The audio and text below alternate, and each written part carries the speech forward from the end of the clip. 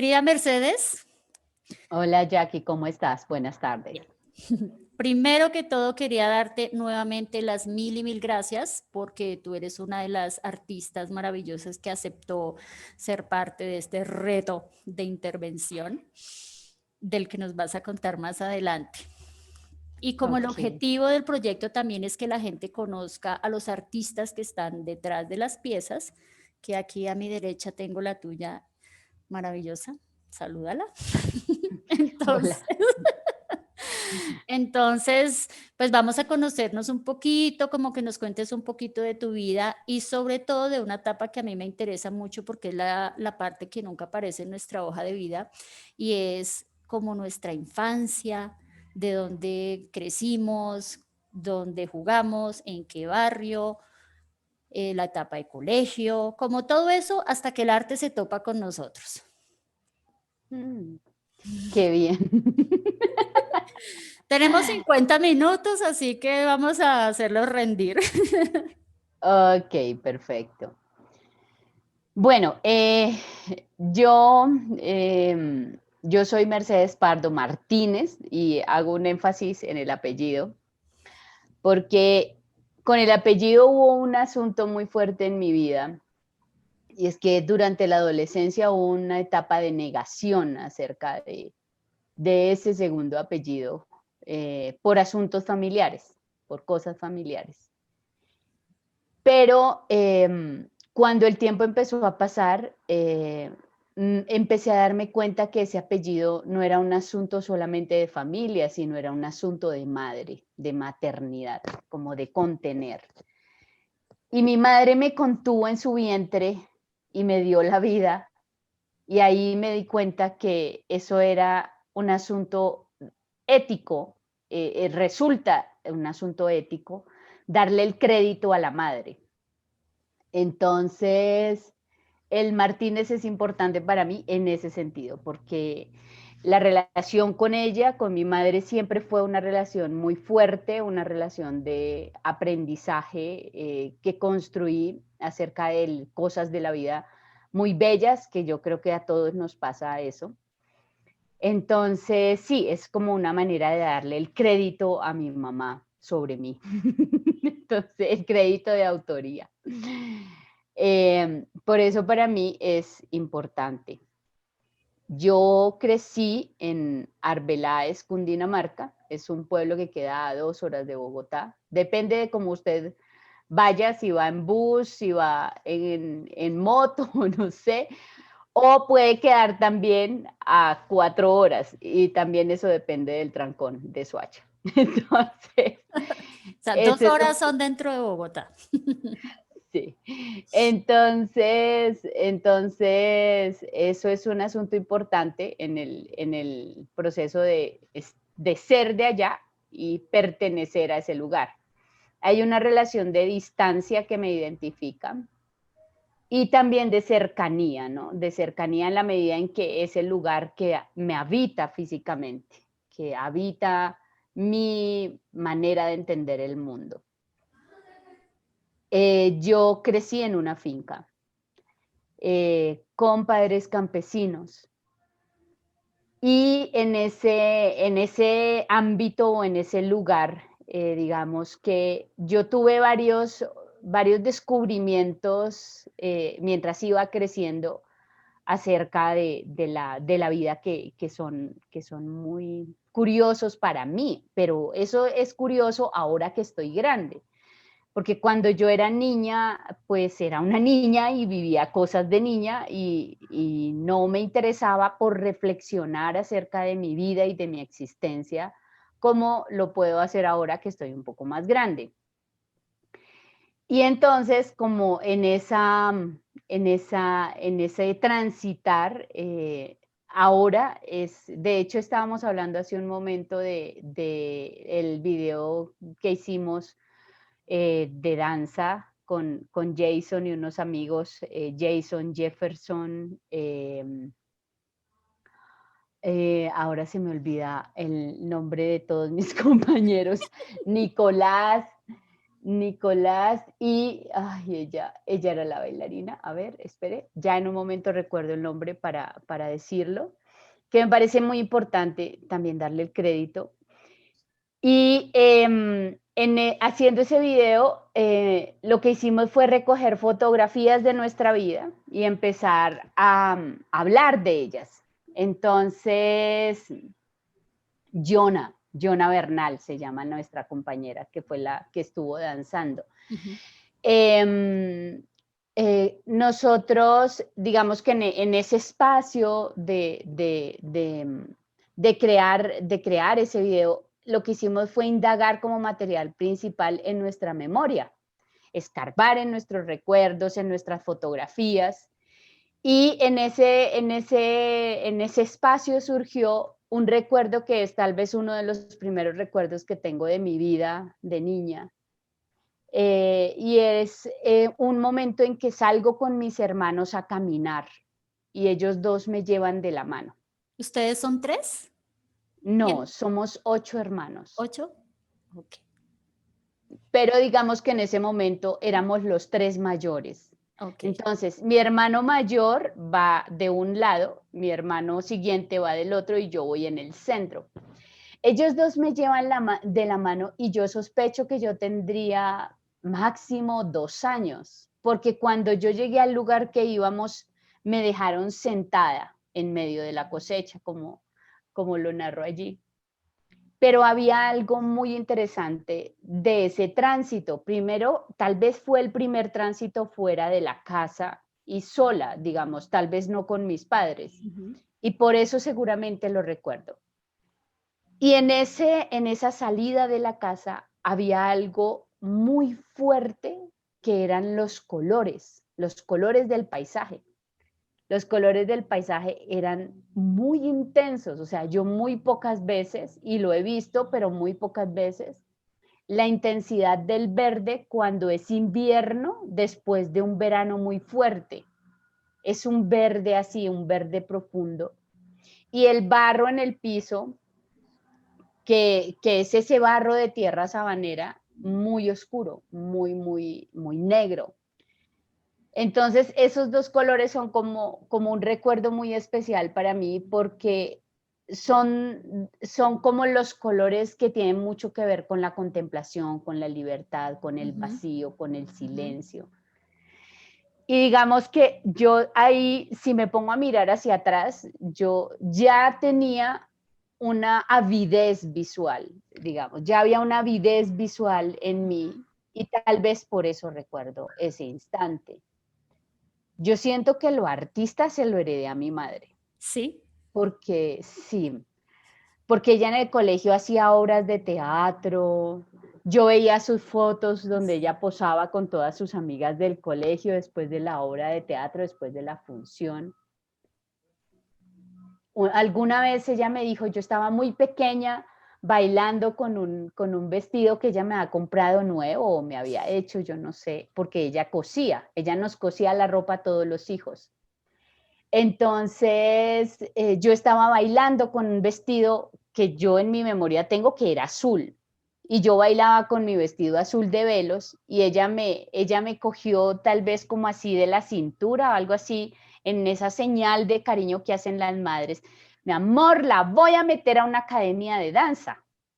Y yo soñé con esa academia de danza toda mi vida y ella pues nunca, nunca lo pudo hacer y Sí. seguramente las cosas cambiaron mucho durante el tiempo en el que yo fui creciendo, pues porque la familia era grande, porque Ujú. había muchos niños que cuidar, que sostener, y bueno, habían muchas obligaciones en casa, entonces creo que ahí era muy complicado.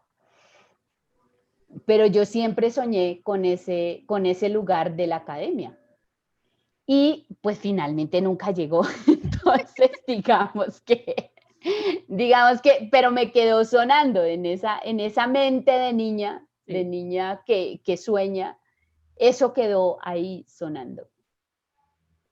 Digamos que eso fue bien interesante. Y otro instante así importante es que mi mami pues ella era campesina, ¿no? Ella era una mujer campesina que se dedicaba a trabajar en el campo,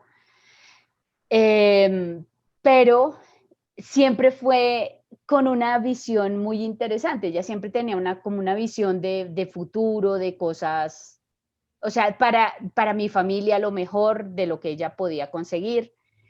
Y entonces un día me metió en un colegio interna, en un Ay, colegio de allá monjas, en Arbeláez, en en Fusagasugá. Susa, Sí. te Entonces mandó para la ciudad. me mandó para la ciudad.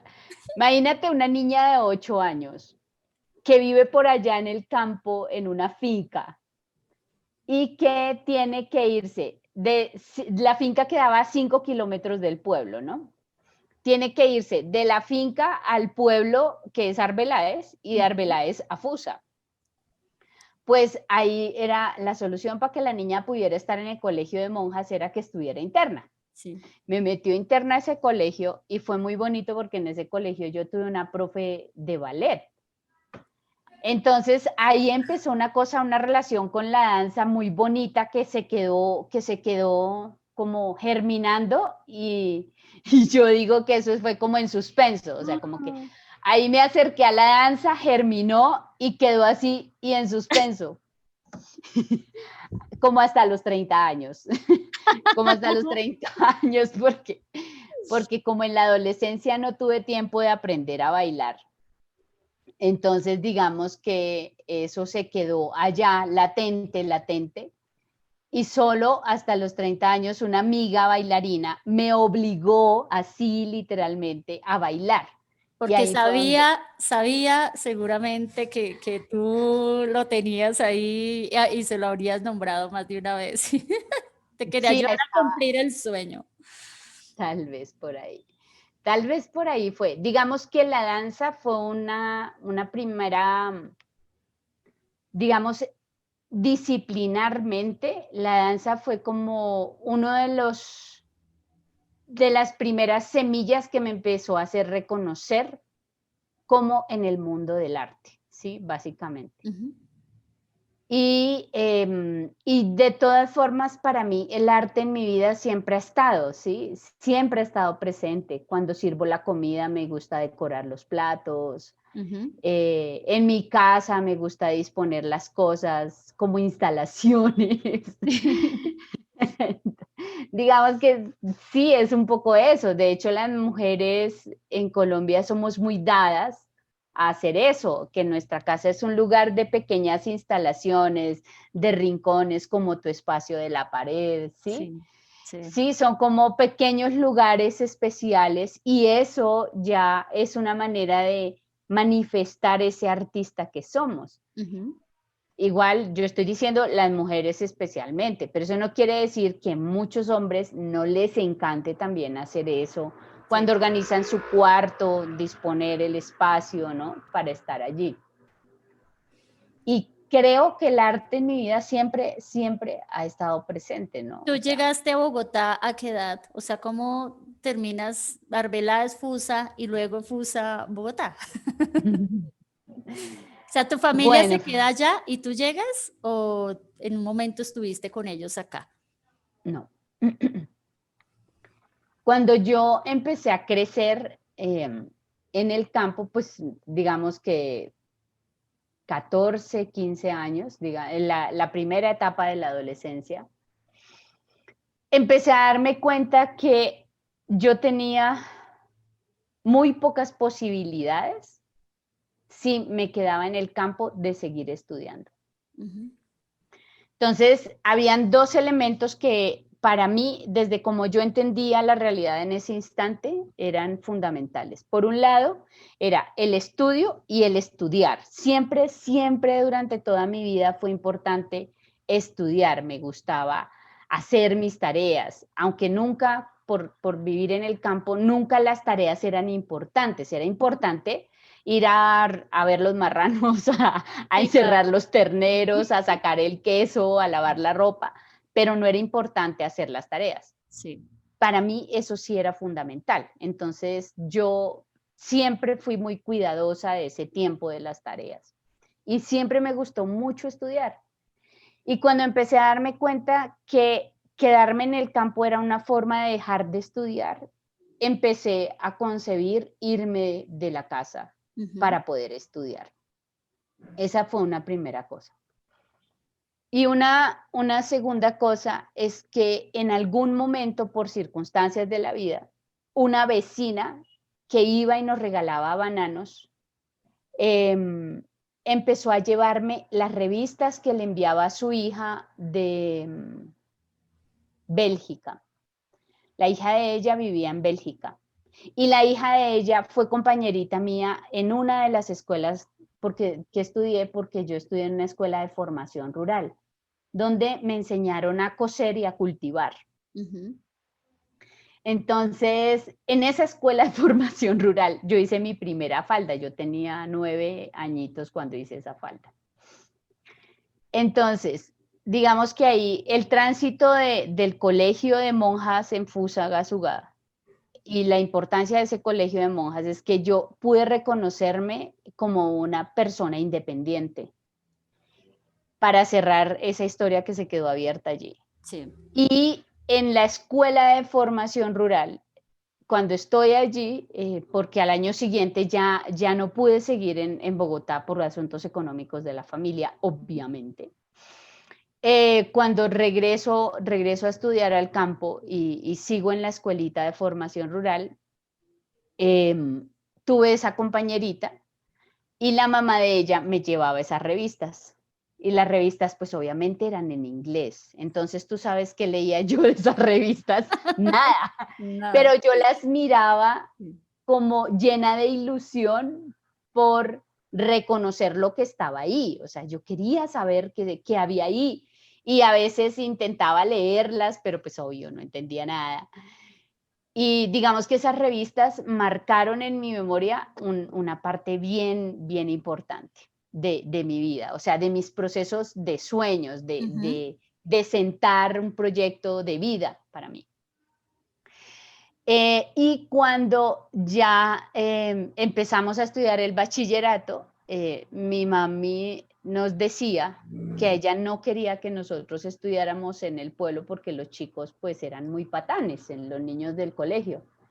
Y que además que era un colegio mixto y a ella se le caía el mundo si se imaginaba que sus hijas tenían novio.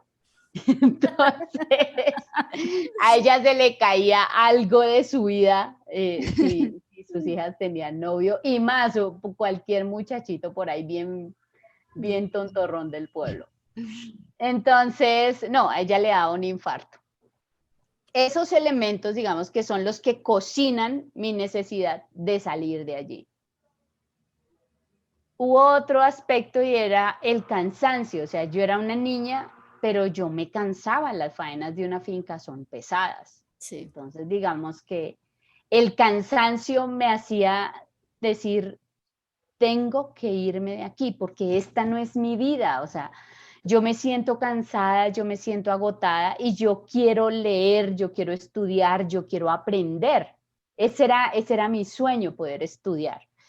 Y entonces, de ahí creo yo que todo eso cocina la necesidad de salir de la finca, definitivamente. Que no. Qué lindo, Mercedes. ¿Cuánto hace que no contabas esta historia? Pues Qué bonito. yo nunca la he guardado, o Mm. sea, no. De hecho, alguna vez tuve un novio muy artista, él, que un día me dijo como, ¿cómo así? ¿Tú vivías en el campo y eras campesina? Y yo, sí, ¿cuál es el problema? Y me dice, ¿y trabajabas con los peones? Y yo, pues sí, yo era una niña campesina, o sea, hija de campesinos. Y me decía con un profundo extrañamiento, y me dice de pronto, ¿y la gente que trabaja contigo lo sabe?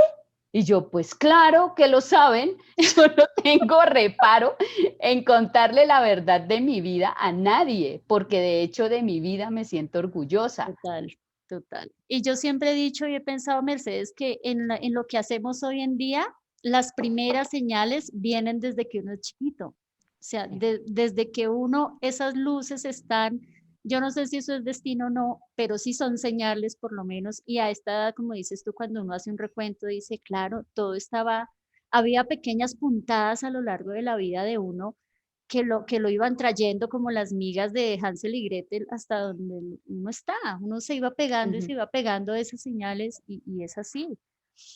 Entonces ya llegamos a este año loco, donde tú ya una mujer que viene del campo, de chiquita, pero ya eres más citadina que cualquiera y ya tienes toda una vida, digamos, profesional. No sé si resuelta, porque yo no, personalmente no sé cuándo uno resuelve la vida, pero digamos que tranquila, digo yo, ¿no? Como con lo que hasta el momento nos trae. ¿Cómo te sorprende esto que pasa este año? ¿En qué estabas tú cuando llega todo esto de la pandemia y mira, o sea, qué pasa con Mercedes en ese momento? Bueno, lo primero es, la primera sensación para mí fue la vulnerabilidad. O sea, esa persona que planea, que organiza las cosas en años, en meses, que se programa para hacer cosas, esa persona se derrumba dentro de mí. Esa es como la primera asistencia a pérdida que tengo. Porque tú eres eso, o sea, o eras, no sé, eso, programadora, organizada, ¿sí? Yo siempre programo todo. De hecho, de Sí. hecho, en estos días me he dado cuenta que para mí es muy difícil perder el control de las cosas. Sí, Ah, y creo que ese es un asunto que a mí me caracteriza, como cuando me comprometo con algo, mantener el control hasta terminarlo, sí. ¿sí? Entonces, bueno, es bueno en la medida en que eso me da a mí como la fuerza para sacar las cosas en las que me comprometo. Y bueno, ya hay más reflexiones que son como bien interesantes de trabajar, pero este no es el espacio. Entonces, digamos que sí, hay un asunto que es lo primero que se derrumba en mí y es este lugar donde planeo, programo, organizo. Ese lugar se derrumba por completo dentro de mí. O sea, si yo soy un ser de montañas, mi montaña de la programación y de la Claro, planeación queda totalmente derrumbada. claro. Eh, Otra cosa que ocurre es esa sensación de vulnerabilidad, o sea, ver la ciudad sola, vacía.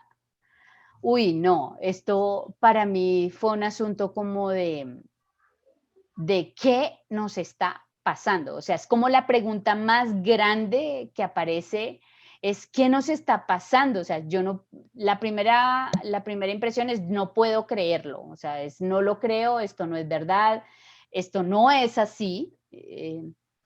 Y cuando ya empieza a andar y empieza la cuarentena y todos encerrados en casa y que qué lindo estar en casa y que no sé qué, digamos que sí, fue muy lindo, pero fue muy doloroso.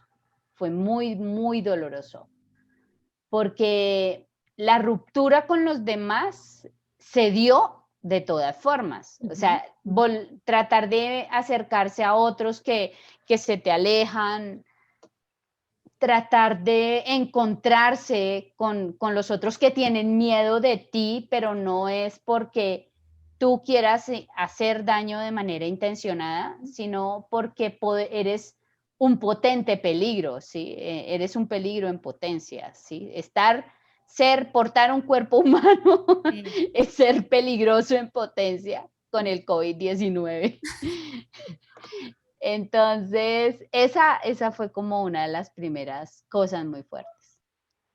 Sí, claro, eso es verdad. Y sobre todo cuando la distancia fue desde nuestra propia familia, los más cercanos, ¿no? La mamá, para mí fue muy duro, digamos, saber que no puedo ver a mi mamá porque yo podría enfermar a mi mamá, nunca lo hubiera pensado en la vida. O sea, Ujú. soy su hija, o sea, ¿no?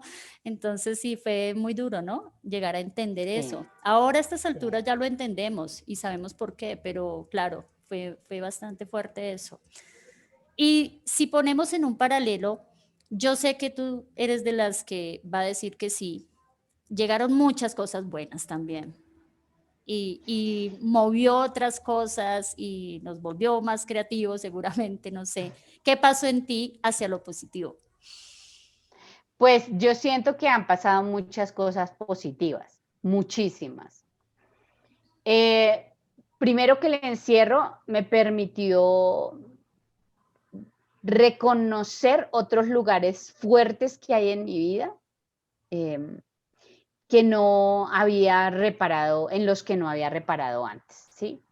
La soledad, sí, es un lugar fuerte porque a mí me encanta estar a solas Ujú, para trabajar, o sea, me encanta el ensimismamiento dentro de mi trabajo. Entonces, ese es un asunto que para mí potencialmente fue muy valioso para mi ejercicio dentro de todo, dentro de laboral, digamos, en la virtualidad. Y también fue una potencia con el proceso del COVID-19, porque lo que en principio hice fue refugiarme como siempre hago en mi trabajo, en mis proyectos, en mis cosas. Y la segunda, digamos que es el tiempo, ¿no?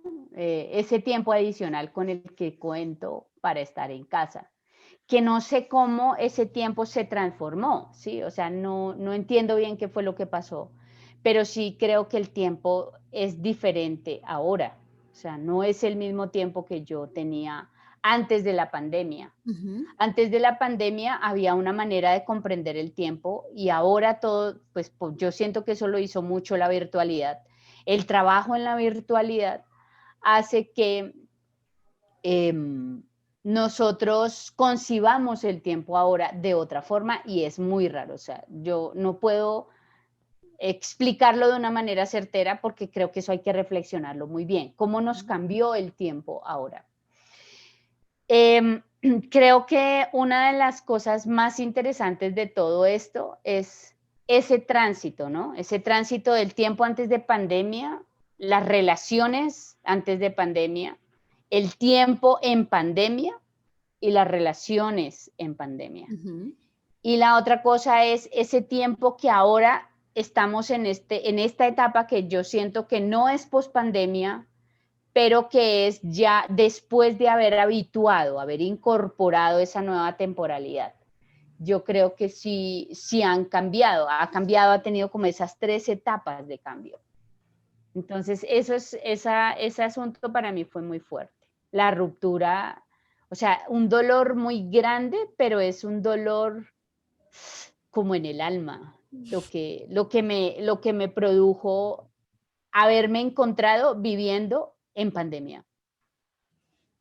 Y Mercedes, ¿tú tuviste que postergar planes? O sea, tú tenías cosas casi en tu programación de vida, no sé, funciones, cosas que estuvieran directamente, digamos, relacionadas con tu trabajo, viajes, que tuviste que decir, no, se me cayó esto, la gira, no sé, cosas así. Pues, O am, sí y no, porque digamos que uno siempre tiene planes de arrocito en bajo y inmediatos. planes en firme, ¿no? Sí. Sí. Entonces, yo siento que sí, planes como planes de decir, ah, quiero ir a, quiero hacer, ¿sí?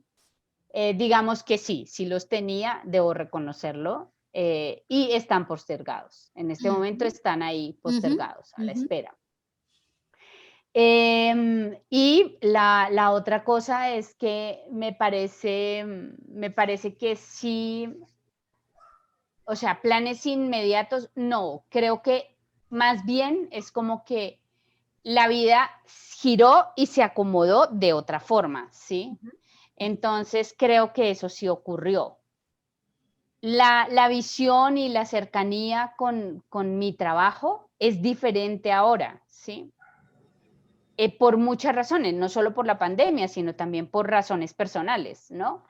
Entonces, digamos que lo que siento yo que se moviliza es como la manera en que entiendo cómo voy procediendo en el contexto, o sea, cómo me voy movilizando Ujú.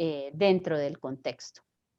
¿Y tú Eso. sientes que justamente ese giro que dio, esa transformación que tuvo en el tiempo y como dices tú, en las cosas que se estaban haciendo, te hace pensar en planear otras cosas distintas o que tú digas, no, ya quiero cambiar ciertas cosas que venía haciendo porque ya, no sé, no me funcionan o no quiero o ya sabes que no van a ser así desde el trabajo, por ejemplo? Yo ya me acostumbré a que quiero trabajar de esta manera y no quiero volver a lo de antes, como ese tipo de cambios que tú puedas comparar en lo que venías, en lo que tuviste que hacer en esa adaptación y en decir, bueno, ahora ya sé cómo es, quiero proyectar hacia adelante esto o maneras de hacer cosas.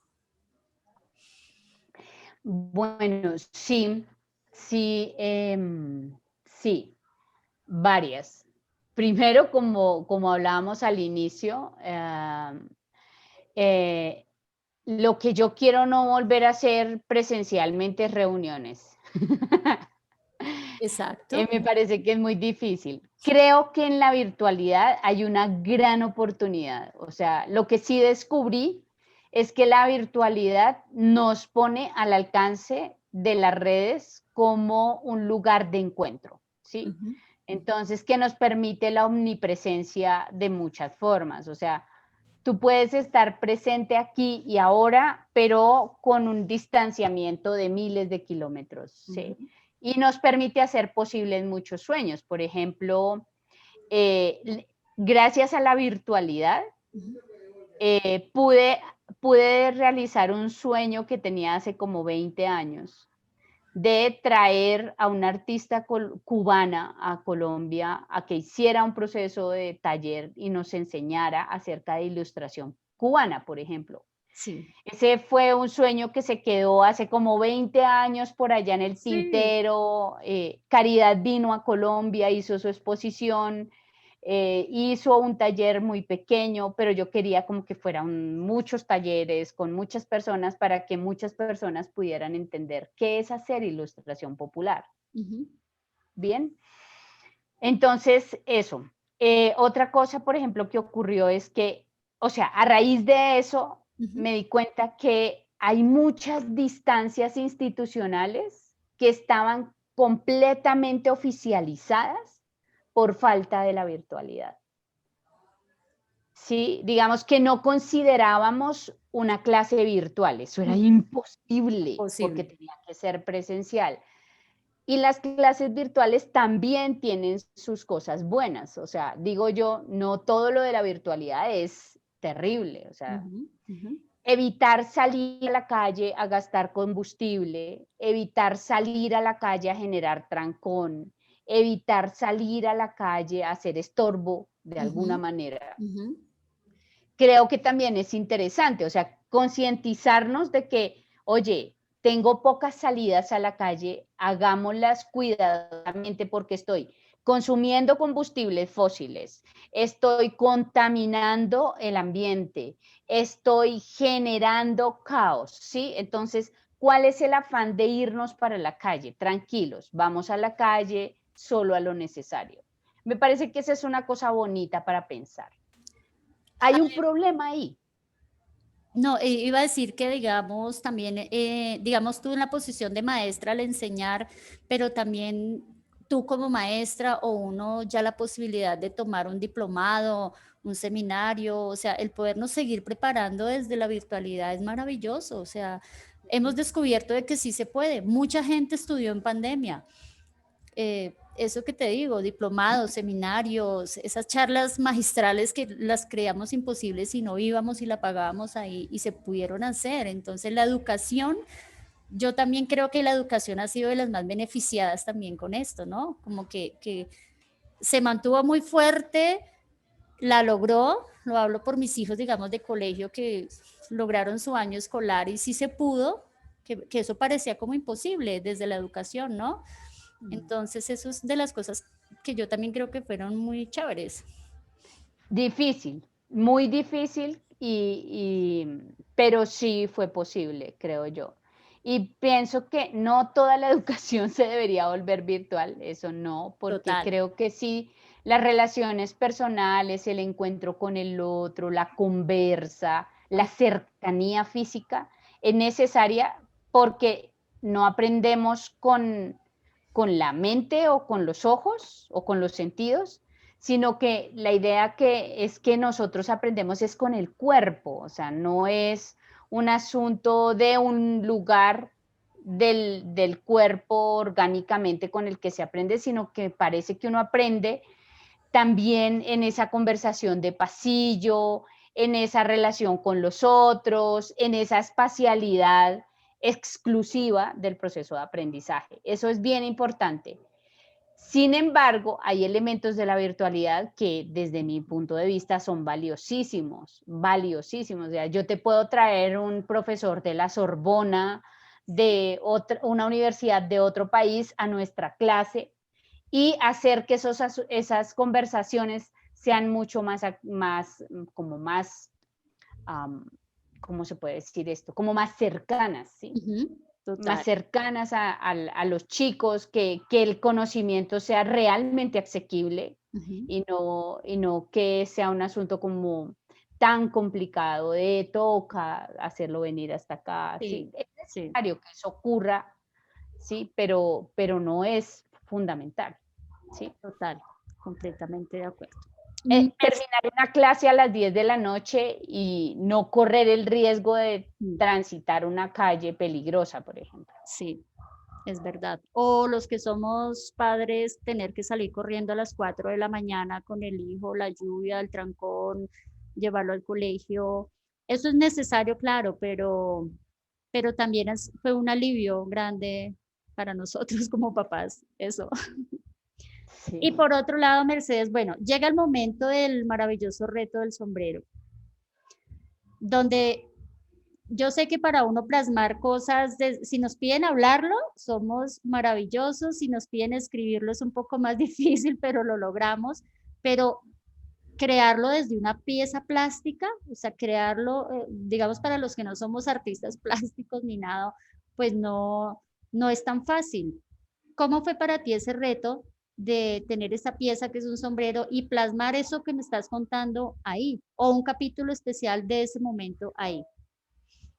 Bueno, para mí lo del sombrero fue como una petición cumplida en la medida en que cuando tú me hiciste la propuesta del sombrero, yo había estado trabajando en algunas cosas de una exposición colectiva con unos amigos, había estado haciendo cositas por allí. Entonces, digamos que el sombrero era también como algo que me permitía continuar en diálogo con eso que venía cocinándose en mis ideas y en mi mente. Y cuando empecé a pensar el sombrero, ese sombrero, o sea, yo lo empecé a pensar desde que llegó el sombrero físicamente a la casa. Y cuando lo empecé a pensar, tuvo muchas formas. O sea, mis bocetos empezaron a transitar por muchos lugares, ¿sí? Pero descubrí en el ejercicio de pensar el sombrero que hay una cosa que es generar una pieza para pensarla en un espacio de exposición y otra cosa que es generar un discurso que me identifique, que me permita movilizar algo allí. Entonces, bueno, al final yo no sé si ese sombrero es lo uno o lo otro, pero sí tengo la sensación como de que son dos lugares diferentes, ¿sí? ¿Mm? Porque esta pieza que genero para ubicar en un espacio específico ya tiene como un lenguaje en sí misma que está organizado de acuerdo al lugar donde se va a colocar esta pieza. Y lo otro es como que eso sea resultado de algo que hay en mí. Entonces, yo dije, listo, Entonces, todos estos bocetos están lindos, pero no, porque yo voy a preferir en este instante, por lo menos en este instante del sombrero. Fíjate que cuando digo instante del sombrero, el objeto se vuelve un asunto de tiempo. Voy a preferir en este instante que este sombrero me permita hacer algo conmigo, hacer algo de mi vida, o sea, que algo de mí se refleje allí. Y estaba atravesando por un momento de duelo. Entonces, había una tristeza muy profunda en mi corazón, como que parece que esos momentos de tristeza lo conectan a uno, como que llega la tristeza y uno tira una atarraya y se conectan muchas redes del pasado, de los sueños, de muchas cosas. Y entonces estaba en un momento de duelo así un poco pensativa y pues obviamente la pandemia, no, debo reconocerlo, la pandemia me puso más sensible, ¿sí? Entonces yo dije, listo, el, el sombrero es mi ruptura, o sea, es la cosa que se rompe dentro de mí, es esa montaña que está diciéndote que se derrumbó. Sí. No era solo la montaña, o sea, la montaña se derrumbó, pero dejó en crisis muchas otras montañas que hay en mi vida. Entonces, digamos que decidí que el sombrero iba a ser como eso, una expresión de esa ruptura profunda que se generó dentro de mí. Por ahí empezó todo. Además es súper lindo porque todos los textos que tienen claramente, eso es lo que muestran, ¿no? Cuando las personas Ujú. tengan la oportunidad de verlo y leer lo que ahí dice, pues realmente es una cosa que sí llega así al corazón, es muy claro el momento en el que estabas pasando. Si yo te preguntara a ti, y yo creo que me vas a decir que sí, eh, tu, digamos como tu momento más fuerte, incluyendo lo que pasó con el sombrero, ¿tú dirías que es la vulnerabilidad de lo que pasó en ti? ¿Hasta eso fue parte de tu vulnerabilidad o no? Pues lo que pasa es que nosotros somos vulnerables siempre, o sea, somos muy frágiles, o sea, si tú ves, la vida es algo que se pierde en un instante, en un accidente, Ujú, eres demasiado frágil. Tenemos la sensación, lo que pasa es que tenemos la sensación de que cuando crecemos somos medio poderosos, entonces eso nos pone en otra tónica y no es así. Nosotros somos absolutamente frágiles. Los seres humanos somos frágiles.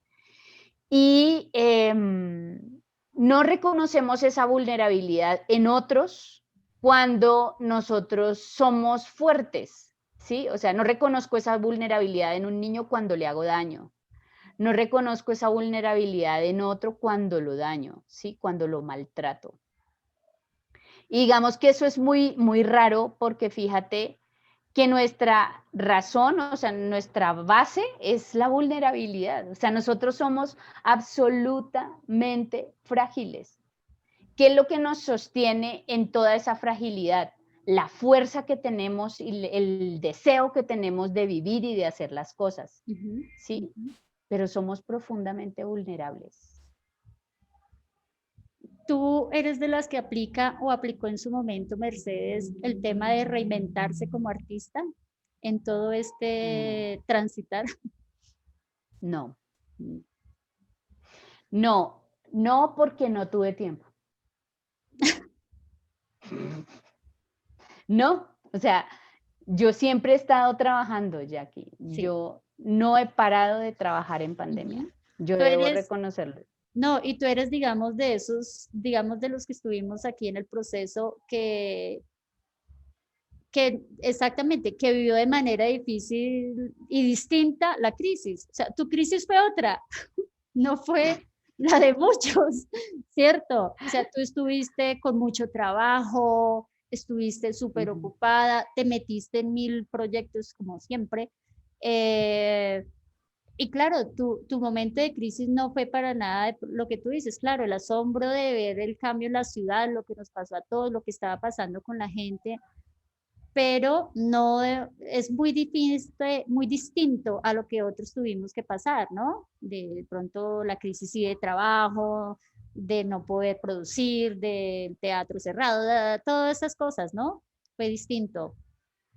Y eso es bien interesante, que no es un común denominador tampoco, lo que yo digo, no, hubo momentos y mucha gente haciendo cosas distintas, mucha gente progresó con la pandemia, con el confinamiento, hubo negocios exitosos, o sea, mientras muchos cerraron, a otros se les prendió el bombillo, entonces eso es bien interesante también.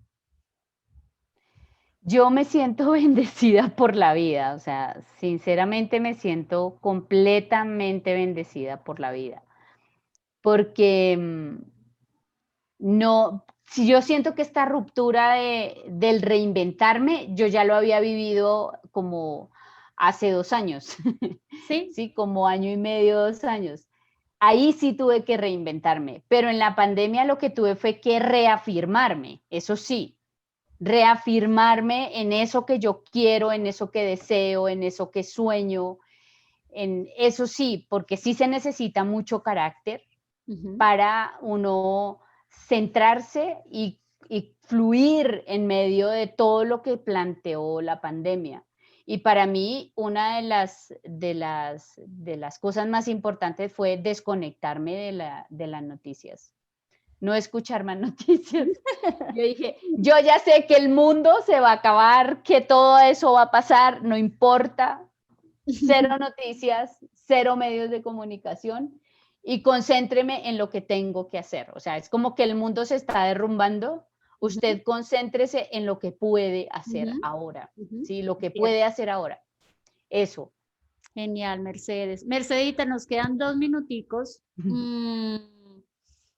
Pues nada, 2 minutos de cierre, de agradecerte nuevamente, de contarle a la gente que esto va a quedar en una página, de que van a poder verlo, de que estas piezas obviamente tienen que verlas presencialmente también. Y pues nada, no sé, que te despidas. Bueno, primero que todo, mil gracias a todos. Hace un tiempo, en un proyecto que hicimos con habitantes de calle, descubrí que lo más lindo de la vida es poder hablar de uno mismo. Entonces, Sí. me han dado el placer de hablar de mí misma. Muchas gracias por escucharlo. Muchísimas gracias a todos por escucharlo. Ujú, Y nada, pues digamos que la pieza tiene mucho más que ver con esa relación que hay entre la ruptura y la escritura, ujú. la estructura, ¿no? Y lo que sostiene, lo que contiene esas rupturas nuestras. Y creo que ahí hubo un gran aprendizaje en la medida en que se fue construyendo la pieza, se fue escribiendo el texto y bueno, eso. Bueno, Merceditas, muchas gracias por tu tiempo, por haber aceptado esta participación tan bella y nos seguiremos viendo, Mercedes. Bueno, Jackie, gracias a ti, un abrazo grande. Gracias, igual, que estés bien. Chao. Chao.